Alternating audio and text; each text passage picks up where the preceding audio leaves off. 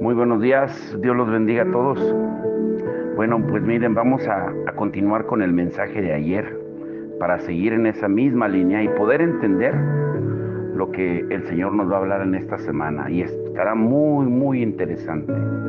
Es tiempo de que volvamos a la esencia del verdadero evangelio y comienza con cada uno de nosotros, no esperando que los demás lo hagan. Ayer nos quedamos en cuáles son esos enemigos del Dios sobrenatural, el por qué decíamos la mayoría de los jóvenes o de los jóvenes adultos de hoy nunca han visto ni oído acerca del poder sobrenatural de Dios.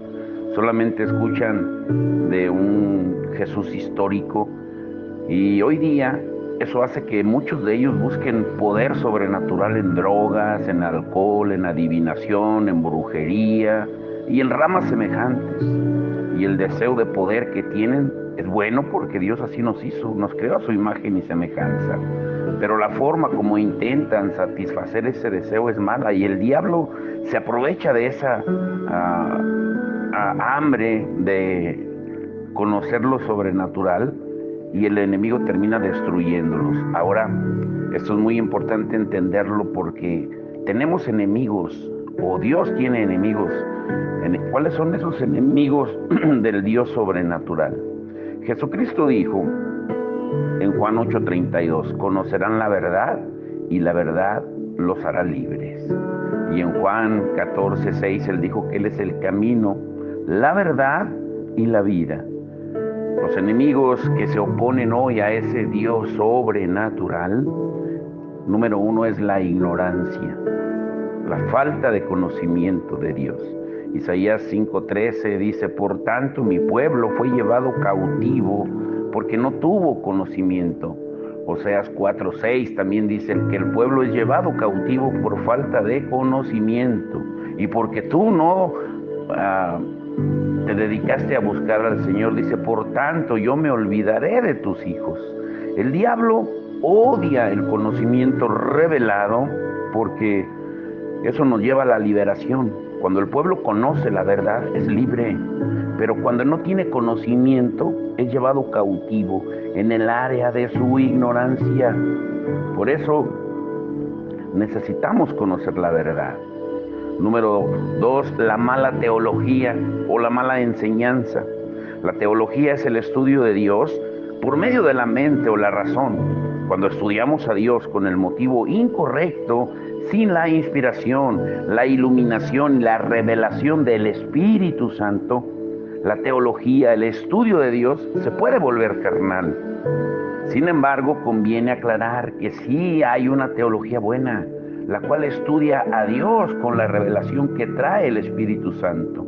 Hoy necesitamos la teología, pero la teología que venga de la revelación de la palabra de Dios y de la inspiración del Espíritu Santo. Número 3, el humanismo. El humanismo es un conjunto de corrientes filosóficas que colocan al hombre como modelo a seguir y lo ponen en una alta estima y ponen a la mente y al ser humano en su totalidad encima de todo. Durante la Edad Media, o como se le conoce la edad de la razón y el pensamiento, se llegó a adquirir un gran valor dentro del ámbito cristiano aún de esa época y invadió todas las corrientes. Hoy en día el humanismo, que como su palabra lo dice, viene de lo humano, rechaza a Dios y más su poder sobrenatural y endiosa al hombre y a su conocimiento. Hoy no es un secreto que muchas denominaciones, muy buenos maestros de teología, rechazan todo lo sobrenatural de Dios, como si a Dios ya se le hubiera acabado el poder. Y está centrado en la razón, el intelecto y los valores humanos. Y por lo mismo el humanismo moderno es anti-Dios. Por ejemplo, para explicarlo mejor, ¿qué harías tú si un enfermo te pide que ores por él? ¿Le vas a decir que Dios ya no sana hoy? O si alguien tiene un familiar que está endemoniado y te pide que vayas y ores por él para que Dios lo libere, ¿qué le vas a decir? ¿Que esos milagros ya no existen hoy en día? ¿Que se le acabó el poder a Dios? Necesitamos identificar cuáles son esos enemigos del Dios sobrenatural. Número 4, el espíritu de Jezabel o brujería.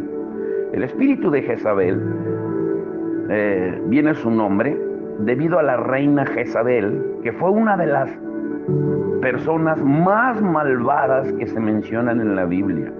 Después de casarse con Acab, el rey de Israel, su naturaleza controladora y dominante llevó a la nación a adorar dioses falsos. En Primera de Reyes 18, del 4 al 13, y se dice que alguien tiene espíritu de Jezabel cuando actúa de la misma manera, practicando la inmoralidad, la idolatría, las falsas doctrinas y la falta de arrepentimiento de pecados. El apóstol Pablo, cuando le escribe a los Gálatas, en Gálatas 3:1 les dice: oh Gálatas insensatos, ¿quién os fascinó para no obedecer la verdad? Mucha gente le da poca importancia a este versículo, pero Pablo usó aquí la palabra fascinar, que literalmente significa embrujar. Y esto implica que detrás de todo había brujería, la cual ciega el entendimiento de la gente para que no vea la obra redentora de Cristo en la cruz. ¿Qué es lo que abre la puerta a la brujería? Esa puerta es abierta por la rebelión, que consiste en sublevarse, rebelarse a las autoridades puestas por Dios. La rebelión reemplaza la autoridad divina por la legítima, que a su vez es sostenida por el espíritu de brujería. Quien domina por medio de la brujería es el espíritu de Jezabel, y su propósito principal es manipular, controlar, intimidar y dominar, para después oscurecer el poder sobrenatural de la cruz. Número 5, la mente carnal. La mente carnal está basada en la realidad mundana. Ahora quiero aclarar que ser una persona inteligente o de intelecto brillante no es malo, siempre y cuando su mente esté sometida a la guía del Espíritu Santo. El apóstol Pablo era un hombre muy inteligente, pero no confiaba en su mente, sino en la iluminación del Espíritu Santo. Y Dios usó su trasfondo educacional para su gloria. Pero el problema con el intelectualismo empieza cuando tratamos de usar nuestra mente carnal para entender cosas espirituales o para activar el poder sobrenatural de Dios. Y ahí es cuando nuestra mente carnal se convierte en un enemigo, porque toma el lugar de la revelación divina. Y si cedemos nuestra mente carnal, pues vamos a terminar dudando del poder de Dios. Y esa es la razón por la que necesitamos renovar nuestra mente. Como Pablo dice en su carta a los Romanos, en Romanos 12:2, que renovemos nuestra manera de pensar para que cambie nuestra manera de vivir y que conozcamos cuál es la voluntad de Dios, que es buena, agradable y perfecta. Ahora, para entender todo esto necesitamos ir un poquito al origen de todo esto. ¿Qué sucedió al principio de la creación? La caída del hombre ocurrió cuando Adán sustituyó la revelación de Dios por el conocimiento mental y el sentido común. Él desobedeció el mandato de Dios.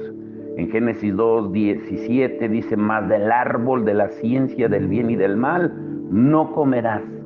Después que Adán pecó, el tiempo, el espacio y la materia vinieron a ser la base de su realidad. El pecado le quitó la capacidad de ver en el mundo espiritual. Por eso la mente carnal tiene problemas con aquello que no puede explicar y le cuesta entender a Dios y su poder sobrenatural. Porque hoy en día el intelecto determina nuestra realidad. Cuando recibimos a Jesús, comenzamos un proceso de renovación de nuestra mente por medio de los pensamientos de Dios. Las obras que Dios hizo en el pasado, las que está haciendo ahora y las que hará en el futuro están más allá de lo que entendemos. Nuestra realidad está determinada por el nivel de revelación que tengamos de Dios. El intelecto, la inteligencia humana y todo lo que mencionamos causa que nos conformemos a esta dimensión natural. Y cuando eso sucede, pues hasta ahí llega el límite del hombre. Ahora, ¿qué le dio Dios al hombre después de haber pecado? Dios le dio la fe para que saliera del mundo o del ámbito natural en el que había caído.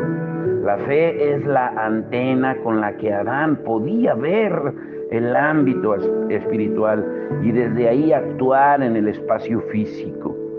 Si la intención de Dios hubiera sido que el hombre viviera solo en la dimensión natural, nunca le hubiera dado la fe. Por eso la fe es la certeza, la convicción de lo que esperamos, lo que no vemos. ¿Qué nos puede llevar más allá de la dimensión natural o mundana? Pues la revelación, el conocimiento revelado de Dios y la fe. La mente carnal por naturaleza es anti Dios. Por eso Pablo dice también en Romanos 8:8, y los que viven según la carne no pueden agradar a Dios. El sentido común, la lógica, la razón no pueden producir milagros. Por ejemplo, no pueden hacer que oren por un enfermo y crean que Dios lo va a sanar, que un sordo oiga, que un ciego vea, que un cáncer o un quiste desaparezcan o que un mudo hable. Por eso tenemos que levantar una generación que no le tema a lo sobrenatural. Entonces, volvemos a repetir, ¿por qué el Señor dio ese poder? La gran comisión no solamente es Mateo 18:19 al 20, sino también es Marcos 16, del 16 al 20. Una cosa va aunada con la otra. No podemos decir que el poder de Dios ya se terminó. El sentido común y la razón humana nunca van a producir lo sobrenatural. La generación de hoy no sabe que puede ir más allá del diagnóstico médico, más allá del problema financiero o de cualquier evidencia natural. Ahí es cuando los creyentes tenemos que anunciar las buenas nuevas, decirles que Jesús está vivo, que es poderoso para hacer más de lo que su mente humana entiende. Necesitamos ir más allá. Pero ¿cuál es el problema de la iglesia de Dios hoy en día? Uy, agárrense aquí, La iglesia actual piensa en base a las habilidades humanas.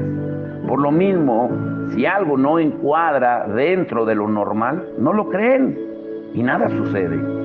Consideran que la gente no va al templo con la intención de ver algo extraordinario, ni esperanzado de que suceda algo sobrenatural. Entonces, ¿para qué vamos a la iglesia? ¿Por qué vamos a trabajar si no esperamos que nos paguen? ¿Por qué vamos a un restaurante si no esperamos comer? ¿Por qué vamos a la iglesia si no esperamos ver el mover sobrenatural de Dios? Una sanidad, un cántico nuevo que traiga paz, dirección a nuestra vida, una señal, una maravilla. Si nada de eso ocurre en la iglesia, entonces algo anda mal. ¿Por qué la iglesia no espera que ocurra algo sobrenatural? Pues porque no sabe cómo traer lo sobrenatural a los servicios, porque no tiene la revelación del Dios sobrenatural y porque ha dejado de creer en el Dios sobrenatural, eterno y todopoderoso. El humanismo nos ha robado eso. Por esa razón los líderes y ministerios se han vuelto irrelevantes y fallan al no poder generar el impacto en la gente. Es tiempo de que retomemos la ruta marcada por la iglesia primitiva y volver a traer la revelación del Cristo vivo, resucitado, todopoderoso y sobrenatural. Dios es un ser espiritual con habilidades sobrenaturales. Él vive en la eternidad, pero manifiesta su presencia en nuestra dimensión física. La revelación es el conocimiento revelado de Dios que llega directamente a nuestro espíritu, en un instante, sin haberlo estudiado ni aprendido previamente. El Espíritu Santo es la única fuente de revelación para conocer a Dios. Todos los misterios de la sabiduría están escondidos en Jesús y están disponibles para los humildes y los sedientos de conocer a Dios. Ahora, recuerden que solo hay 4 cosas que podemos conocer por revelación: la naturaleza de Dios, la naturaleza humana, el origen del hombre y el origen de la vida. Y las 2 fuentes de poder sobrenatural son Dios y Satanás, nada más. Y Dios creó al hombre con ese instinto por el poder. Y los enemigos que acabamos de mencionar del poder sobrenatural son la ignorancia, la mala teología, el humanismo, la mente carnal y el espíritu de Jezabel, un espíritu controlador, manipulador. La fe y la revelación nos llevan a vivir más allá de la dimensión natural. Ahora, ay Señor, agárrense muy bien con esto. Dios es un Dios de orden. La palabra de Dios nos lo dice claramente, que Dios es un Dios de orden. Y quiero decirles esto. Imagina que entras a un restaurante y pides un filete de res. Y 20 minutos después regresa el mesero y te pone un plato de sopa o espagueti delante de ti, diciendo que es la mejor pasta que vas a probar en tu vida. Te pregunto, ¿estarías conforme? Pues claro que no. Le dirías que no pediste eso, le devolverías el platillo, porque eso no fue lo que pediste. Ni siquiera se parece a lo que ordenaste. Bueno, eso es lo que hemos hecho con la iglesia. Dios nos dio a conocer su orden para la iglesia. Nos indicó en la Biblia con toda precisión lo que Él deseaba hacer a través de sus mandamientos. Pero en nuestra arrogancia hemos creado algo que pensamos que funciona mejor, y en lugar de estudiar diligentemente sus mandamientos para cumplir lo que nos pide, nos hemos dejado influenciar por muchas cosas. Nos interesamos más por lo que queremos, por lo que otros podrían querer y por lo que los demás están haciendo. Le damos una ofrenda a Dios en el mismo espíritu de Caín, pensando que la va a aceptar en lugar de ofrendar lo que ya nos pidió. Uy, que si fallamos en esto. Hay un ejercicio que a mí me gustaba hacer cuando estábamos en Oxnard con la gente que dirigíamos, y les preguntábamos que escribieran en una lista todas las cosas que ellos creían que la gente esperaba de la iglesia.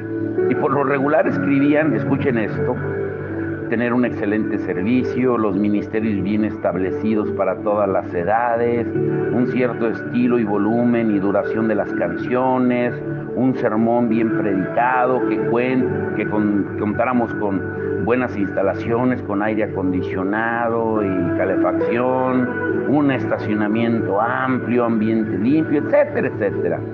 Pero luego les pedía que hicieran una lista con las cosas que Dios demandó de la iglesia de acuerdo a las Escrituras. Y por lo general eran acertados, porque mencionaban mandamientos como en Juan 15:12, que nos amáramos los unos a los otros como Él nos amó, atender a los huérfanos, a las viudas en sus aflicciones, como dice Santiago 1:27, vayan y hagan discípulos a todas las naciones, Mateo 28:19, sobrellevar los unos a los otros las cargas, en Gálatas 6:2, etcétera, etcétera. Y después les preguntaba qué sería lo que más molestaría a la congregación: que la iglesia no proveyera las cosas de la primera lista o que no obedeciera los mandamientos de la segunda. ¿Qué creen ustedes que sucedería hoy en día?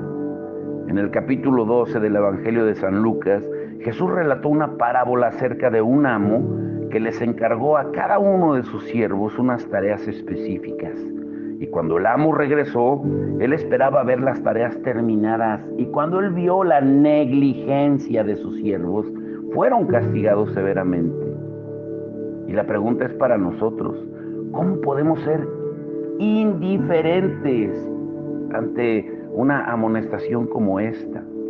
Podemos decir que es una parábola, pero Cristo viene pronto y espera ver que su iglesia haya tomado en serio sus mandamientos. Él ya nos empoderó, nos dio las herramientas para ir y cumplir lo que Él nos ordenó. Pero sin embargo, a menudo nos preocupamos más por asuntos como la manera en la que vamos a predicar un sermón, si el grupo de jóvenes es atrayente, cómo mejorar la música. Y hablando con sinceridad, ¿qué es lo que hace que las personas de la iglesia se animen a cambiar? ¿Será ver que se están desobedeciendo los mandamientos de Dios o que no se están cumpliendo las metas que nosotros mismos hemos impuesto? Hay muchas preguntas que nos indican si nuestra iglesia se dedica a agradar a Dios o complacer a los hombres, y si es Dios quien dirige la iglesia o somos nosotros. En Marcos 7 vemos que Jesús estaba comiendo con sus discípulos cuando los fariseos los reprendieron por no lavarse las manos. Como hablábamos ayer, hemos llenado de dogmas, de reglas, y muchas veces fuera del orden. Y aquí Jesús estaba comiendo y de repente llegan los fariseos y lo reprenden por no haberse lavado las manos. Eso era una tradición de los ancianos, que todos los judíos se lavaran las manos antes de comer, en Marcos 7:3. Así que lo tomaron como una grave ofensa, como si a Dios le molestara mucho el hecho de que alguien no se lavara las manos. Pero el verdadero problema era que Dios nunca le ordenó al pueblo que se lavara las manos antes de comer. No había razón para pensar que a Dios le preocupara tanto ese detalle, especialmente si lo comparamos con todos los mandamientos que se ordenó. Y Jesús les respondió llamándolos hipócritas, diciéndoles que estaban enseñando como doctrina mandamientos de hombres. Y finalmente los acusó de que invalidaban el mandamiento de Dios para guardar su tradición. Lean Marcos 7, del 7 al 9. A Jesús le enojó mucho eso, porque Dios ya había dado mandamientos claros en el Antiguo Testamento y esperaba que su pueblo los obedeciera. Pero conforme pasó el tiempo, el pueblo añadió tradiciones que Dios no les había pedido que observaran, pero ellos pensaron que era buena idea hacerlo, como sucede hoy en día. Y una de ellas era lavarse las manos, lavar los utensilios antes de comer. Y sí, son buenas costumbres. Y no fue por eso que Jesús llamó hipócritas a los fariseos. Los reprendió fuertemente porque habían creado sus propias tradiciones para obedecer, cosas sin importancia, dando prioridad a esas prácticas insignificantes antes que a los mismos mandamientos que Dios les había dado, los cuales son extremadamente importantes. Al honrar las tradiciones, los fariseos creían que estaban obedeciendo a Dios, cuando en realidad no era así. Si no tenemos cuidado, seremos culpables del mismo pecado, lo que va a generar el mismo resultado que en aquel entonces, el disgusto divino. Una gran mayoría nos hemos acostumbrado a tradiciones que genuinamente creemos que fueron ordenadas por Dios, por la ignorancia, como hablábamos al principio. He conocido personas que se enojan cuando ven que no hay escuela dominical, pero que son indiferentes al ver que no se celebra la cena del Señor. Unos, se enojan por el estilo de música, mientras que a otros les da lo mismo si no se atiende a las viudas y a los huérfanos en necesidad. Incluso algunos se pueden hasta sorprender al enterarse de que los sermones, duren 40 minutos o más de una hora, porque es muy aburrido. Pero en la Biblia encontramos un mandamiento muy interesante. En Gálatas 6:2, ayúdense unos a otros a llevar sus cargas y así cumplirán la ley de Cristo. Y pudiéramos seguir hablando de cómo todos los que se quejan de la vestimenta, del grupo de jóvenes, del tiempo que dura el servicio, son los mismos que nunca le hablan de su fe a otra persona en meses. Los más quejosos siempre son los que menos hacen. No les interesa ser discípulos porque ni siquiera saben quién es Jesús. Así que es muy importante, imperativo, que conozcamos la diferencia entre lo que nosotros queremos y lo que Dios ordena. Y eso no quiere decir que todos nuestros deseos sean malos, pero deben pasar a segundo plano ante lo que Dios enfatiza. Necesitamos volver a la raíz. Por eso ayer les preguntaba, si te preguntaran quién es Dios para ti, ¿quién es? Yo he formado parte de la iglesia por 30 años, más de 30 años. He pasado años de mi vida preguntándome, ¿qué podrá funcionar? Y con esa pregunta me refiero a qué necesitamos hacer para incrementar la asistencia a las reuniones. Y eso en sí no tiene nada de malo, porque la intención o mi intención siempre fue ver vidas cambiadas y que más personas se interesaran en Cristo. Sin embargo, muchas veces, en mi fervor por ver resultados, ignoré algunos de sus mandamientos. Pero Pablo no hizo lo mismo. Si leemos Romanos 1 al 3, podemos ver que Pablo estaba más interesado que nosotros en la salvación de los demás. Aún así fue cuidadoso en cuanto a guardar lo que era sagrado. Pablo evitó usar las herramientas humanas y se aseguró de que predominara el poder del Espíritu. Y a diferencia de Pablo, muchas veces nos preocupamos por hacer cualquier cosa que nos ayude a mantener una iglesia llena y entreteniendo a la gente y para que tengan la experiencia que buscan. Pero Pablo no le importaba nada de eso. Por ejemplo, los corintios querían que Pablo predicara con elocuencia, como los oradores a los que estaban acostumbrados a escuchar. Pero Pablo se negó en 1 Corintios 1:17. Ellos buscaban a un predicador que les hablara con el más alto grado de sabiduría humana. Sin embargo, Pablo les dio lo contrario. Pablo limitó sus palabras porque no quiso minimizar el poder de la cruz y del Espíritu Santo. Quería que la fe de ellos se basara en el poder del Espíritu. Como él mismo les dice en el capítulo 2, del 1 al 5. Los corintios querían una celebridad cristiana a quien elogiar y aplaudir. Pero Pablo evitó que la atención se centrara en él. Y él les predicó el mensaje que necesitaban en lugar de lo que ellos estaban exigiendo. En 1 Corintios 1:17 les dice muy claro, pues Cristo no me envió a bautizar, sino a predicar el Evangelio. Y eso sin discursos de sabiduría humana, para que la cruz de Cristo no pierda su eficacia. Y les dice también en 1 Corintios 2, del 1 al 5, yo mismo, hermanos, cuando fui a anunciarles el testimonio de Dios, no lo hice con gran elocuencia y sabiduría. Me propuse más bien, estando entre ustedes, no saber de cosa alguna excepto de Jesucristo y de este crucificado. Es más, me presenté ante ustedes con tanta debilidad que temblaba de miedo. No les hablé ni les prediqué con palabras sabias y elocuentes, sino con demostración del poder del Espíritu, para que la fe de ustedes no dependiera de la sabiduría humana, sino del poder de Dios. Yo desde que tengo memoria, la asistencia en las iglesias ha ido decreciendo en comparación al crecimiento de la población. Así que no debemos asombrarnos cuando vemos a pastores bien intencionados tratando que la iglesia gane popularidad. Pero esos son trucos humanos que nunca han funcionado. Desde el siglo XIX se había hecho apática e hipócrita a muchas enseñanzas, porque se creía que el verdadero cristianismo tenía un alto precio y demandaba mucha humildad. Y debido a que el Evangelio deja expuestas nuestras fallas, nuestras debilidades, declarando que solamente a través de la gracia de Dios podemos encontrar vida y que el conocer que solo Jesús salva, nuestra autoestima se ve amenazada porque todo lo queremos humanizar.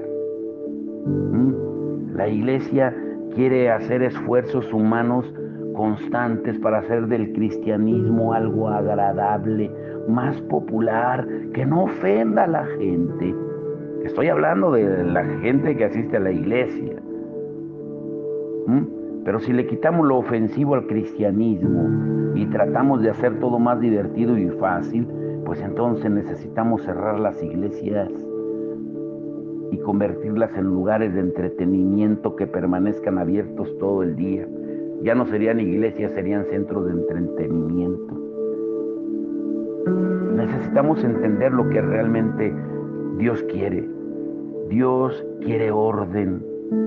Si tienes que hacer uso de la mercadotecnia, del anzuelo del entretenimiento, como hoy en día se hace, hoy se predica, pero mucha emoción, muchos mensajes motivacionales para atraer a las personas, pues vas a tener que seguir usando el mismo método para evitar que la gente se vaya.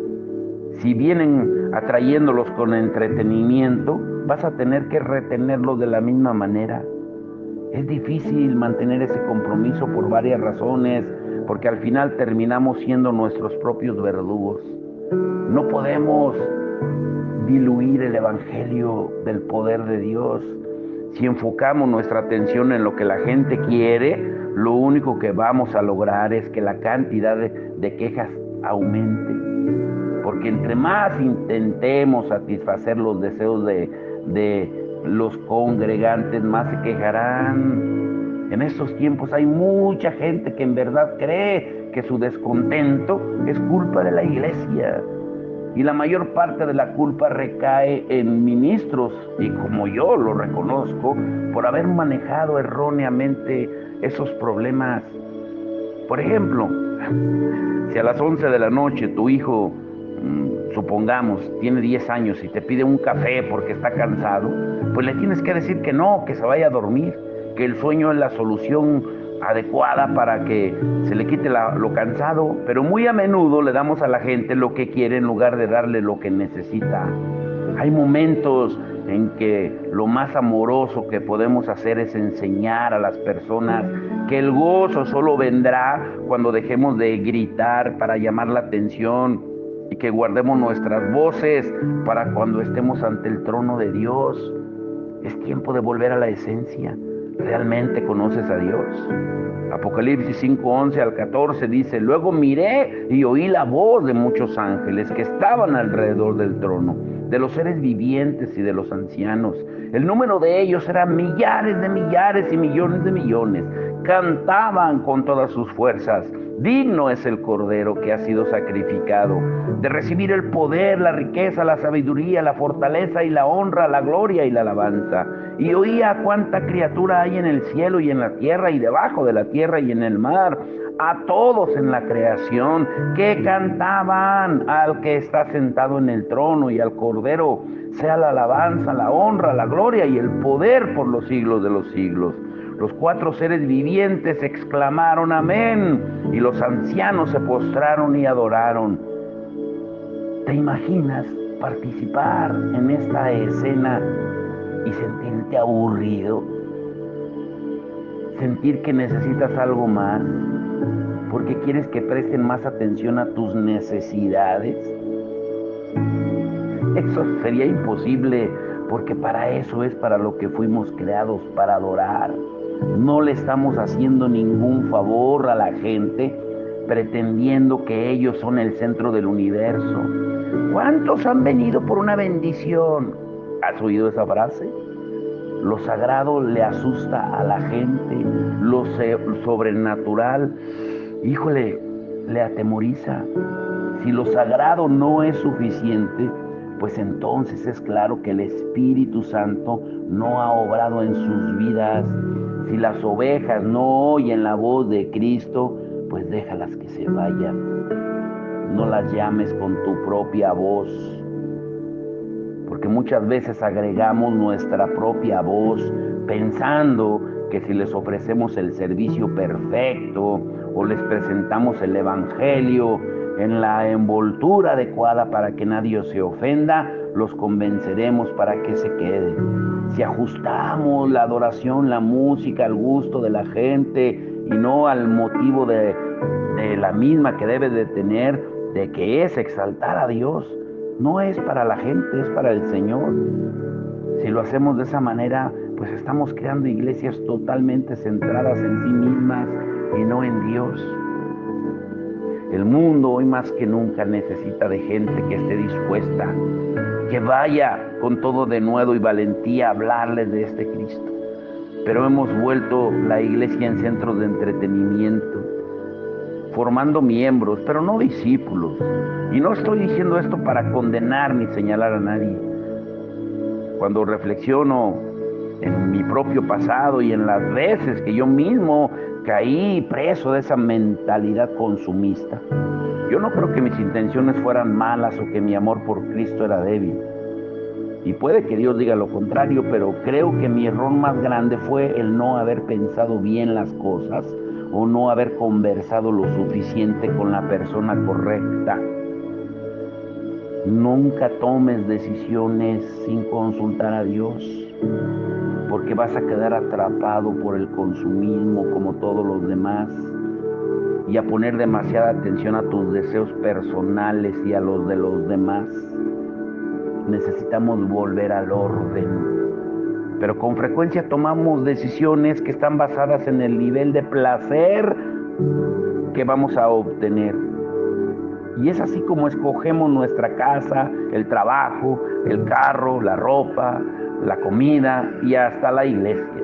Perseguimos lo que queremos y en ese proceso no nos damos cuenta de que estamos violando mandamientos bíblicos, porque queremos conocer más de lo que Dios tolera que lo que desea. Y es probable que temamos preguntar qué es lo que más le agrada a Dios, porque la ignorancia se siente mejor que la desobediencia. Lo diré de nuevo, la ignorancia se siente mejor que la desobediencia. Pero la buena noticia es que por la gracia de Dios estamos viendo nuestros fracasos ahora y nos estamos entrenando para dar prioridad a los deseos de Dios, no a los nuestros. Y las Escrituras son nuestro punto de partida, no nuestro deseo humano ni la tradición. Por eso, en lugar de pensar en lo que disfrutaríamos o preguntar a los demás qué les gustaría, preguntémonos qué es lo que le agrada más a Dios. Es tiempo de un cambio. Consagrémonos, dediquémonos a sus órdenes. El fundamento de la iglesia primitiva en el libro de Hechos era todo lo que más le agradaba a Dios. Y fue precisamente ese enfoque lo que lo hacía o la hacía atractiva. Por ejemplo, no podemos leer el libro de los Hechos sin pensar que era una comunidad de la que quisiéramos ser parte. Y lo que ellos hacían era completamente extraordinario, porque la iglesia era tan atractiva que nada del mundo se le comparaba ni podía competir con ella. Era algo que nunca antes se había visto. Hechos 2, 42, 47 dice: y se dedicaban continuamente a las enseñanzas de los apóstoles, a la comunión, al partimiento del pan y la oración. Y sobrevino temor a toda persona, y muchos prodigios y señales eran hechos por los apóstoles. Todos los que habían creído estaban juntos y tenían todas las cosas en común, vendían todas sus propiedades y sus bienes y los compartían con todos según la necesidad de cada uno. Día tras día continuaban unánimes en el templo, partiendo el pan en los hogares, en las casas, comían juntos con alegría y sencillez de corazón, alabando a Dios y hallando favor con todo el pueblo. Y el Señor añadía cada día al número de ellos los que iban siendo salvos. Aquí en estos versículos de los primeros cristianos no encontramos ninguna intención de crear como por arte de magia una experiencia intensa, ni tampoco dedicaban tiempo a implementar estrategias que cautivaran a la gente. Después que Jesús se marchó para regresar a su Padre, estos nuevos creyentes se reunían para pedir la dirección de Dios y que Él obrara a través de ellos. Dice que todos perseveraban unánimes en oración en Hechos 1:14. Y fue una de esas reuniones que el Espíritu de Dios descendió sobre ellos y fue así que nació la iglesia. Y en Hechos 2:42 dice: y se dedicaban continuamente a las enseñanzas de los apóstoles, a la comunión, al partimiento del pan y a la oración. Ningún movimiento moderno enfocado en el crecimiento de la iglesia va a tomar en serio esta estrategia, porque no tiene emoción ni entretiene. Ciertamente estos elementos son básicos, pero en verdad, ¿crees que es posible lograr algo simplemente con las enseñanzas de los apóstoles, la comunión, el partimiento del pan y la oración? ¿Acaso no hay muchos que han intentado esta estrategia sin tener el resultado que tuvo la iglesia primitiva? No, pero aquí hay una palabra clave que distingue a la primera iglesia de la que está o existe hoy en la actualidad, dedicación. Porque hoy en día en nuestra cultura somos impacientes, queremos tener experiencias bíblicas pero sin devoción, queremos solución pero sin esfuerzo. Y es que el eje de nuestra vida no es tanto el estilo o la estructura, sino la falta de devoción. Hoy leemos la palabra, mañana no. Hoy escuchamos el devocional, mañana no. Hoy tengo ganas de ir a la iglesia, mañana no. Y gran parte de la temática actual se centra en cómo sacarle el mayor provecho a los servicios. Si la gente está dispuesta a sacrificar 90 minutos de su tiempo a la semana, pues entonces debemos dedicar ese tiempo a cantar, orar o predicar. Debemos reunirnos en grupos pequeños o grupos numerosos. Y todas esas preguntas equivocadas deberíamos preguntarnos. ¿Por qué los cristianos solamente dedican una parte de su tiempo a la semana, cuando mucho 2 horas, a lo único que realmente importa en sus vidas? ¿Por qué hemos descuidado cosas tan importantes como la oración, la enseñanza, la comunión, la Santa Cena? Porque pensamos que eso se debe de hacer, pero no siempre. Y estamos olvidando lo más importante. Ahora, la primera iglesia se dedicaba a las enseñanzas de los apóstoles. Hay un poder milagroso en las enseñanzas de los apóstoles, lo cual no encontramos en ningún otro escrito. En Efesios 2:20, segunda de Timoteo 3:16 al 17, la mayoría de los cristianos han oído que la palabra de Dios es viva y eficaz, más cortante que cualquier espada de 2 filos, que penetra hasta la división del alma y del espíritu, de las coyunturas, los tuétanos, y que es poderosa para discernir los pensamientos y las intenciones del corazón, como dice Hebreos 4:12. Conocemos el versículo, pero la pregunta es, ¿lo creemos? Si realmente creyéramos que la palabra de Dios tiene tanto poder, ¿qué estamos haciendo? Leeríamos esas palabras creyendo que tienen vida propia. Ciertamente no tendríamos tanto énfasis en los predicadores ni en su habilidad para que las emocionarnos o motivarnos. Necesitamos volver a la esencia. Jesucristo dijo, para ir terminando, en Juan 6:63, el Espíritu es el que da vida a la carne, no vale para nada. Las palabras que les he hablado son espíritu y son vida. Necesitamos volver a la palabra, necesitamos. Y no quiero enorgullecerme con esto para terminar, pero a través de los años, yo soy un amante de la palabra. Mis hábitos al predicar han comprobado que creo que mis palabras están muertas y necesito la palabra de Dios. Pablo le escribió a Timoteo en 1 de Timoteo 4:13, en tanto que llego, dedícate a la lectura de las Escrituras. Y tal vez si hiciéramos eso con más frecuencia, podríamos levantar a una nueva generación que sea seguidora de la palabra de Dios y menos fanática de los predicadores, de los ministros. A mí me critican por usar tantos textos bíblicos en los estudios y las predicaciones. Pero, ¿qué pasaría si nos deshiciéramos de todas las distracciones y nos convirtiéramos en personas que se ocupan solamente en las Escrituras? Veríamos un tal poder en nuestras iglesias como nunca lo hemos visto. Imagina leer todo el libro de Apocalipsis. Con esto los quiero dejar. Cuando dice en Apocalipsis 1:3, bienaventurado el que lee y los que oyen las palabras de la profecía y guardan las cosas que están escritas en ella, porque el tiempo está cerca. Te quiero preguntar, ¿no te parece ridículo que Dios prometa bendecir a cualquiera que lea el libro de Apocalipsis como lo acabamos de leer, pero aún así nadie lo haga? O sea, leer la palabra de Dios sin tener necesidad de adornarla, de ponerle crema a los tacos, como decimos, eso nos va a llevar a un nivel más profundo de adoración, mucho mejor que cualquier cosa que pudiéramos pedir. Todos hemos visto alguna vez un video de gente en los países del tercer mundo lavando su ropa en agua sucia. Y puede que eso sea mejor que no lavar la ropa, pero la verdad es que la ropa quedan sucias, no quedan limpias.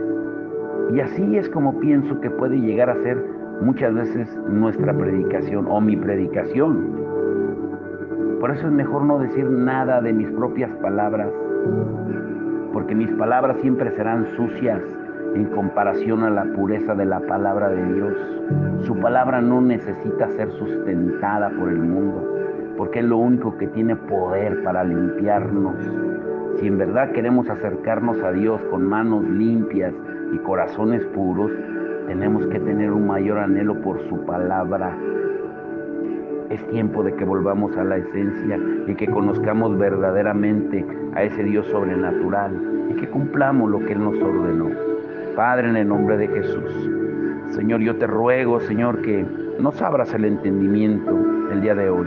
No es una palabra fácil de digerir, lo reconozco, Señor, porque aún para mí es difícil de digerir, porque tú nos confrontas, Señor, con nuestras tradiciones, con lo que hemos creído que es correcto, pero que está fuera de tus mandamientos, Señor, de la realidad tuya. Tú eres un Dios sobrenatural, al cual no se le discuten las órdenes. Si a las autoridades que están encima, terrenales nuestras, no les discutimos una orden, mucho menos a ti, que eres un Dios sobrenatural. Pero nos hemos vuelto selectivos en lo que podemos obedecer y no podemos obedecer. Y cuando ni siquiera honramos la palabra, Señor, cuando ni siquiera, Señor, dedicamos tiempo o recursos para que tu reino se siga expandiendo, cuando nos preocupamos más por nosotros, cuando queremos tener más y pedimos para nuestros deleites y placeres, pero no invertimos en el reino, nos estamos alejando de ti, nos estamos olvidando de ti, Señor. Y tú eres un Dios de orden. Por eso, tú, Señor, cuando fundaste a tu iglesia, les diste mandamientos, les diste principios, les diste ordenanzas, que no son gravosas. El salmista decía, cuánto amo tu ley es delicia. Señor, es tiempo de que entendamos que el tiempo se acorta, que necesitamos, Señor, empoderarnos más de ti, enamorarnos más de ti, Señor, poner en práctica tu palabra, Señor, y dejar de ser oidores y volvernos hacedores de la palabra, volver a la esencia, volver a escuchar tu dulce voz y ser guiados por tu Espíritu Santo. Te lo rogamos, Señor, en el nombre de Jesús. Amén y amén.